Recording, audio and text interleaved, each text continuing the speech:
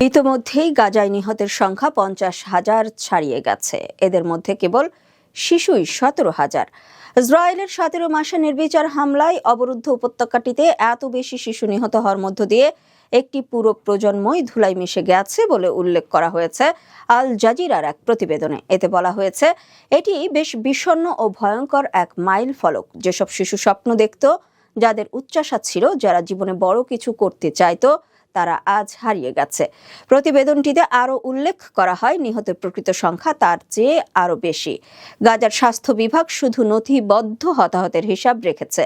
এমন অসংখ্য নিহত ব্যক্তিকে কবর দেওয়া হয়েছে যাদের নথিবদ্ধ করেনি স্বাস্থ্য মন্ত্রণালয়। তাছাড়া অনেকেই নিখোঁজ রয়েছে, তাদের ভাগ্যে কি ঘটেছে তা নিশ্চিত করে বলা যাচ্ছে না।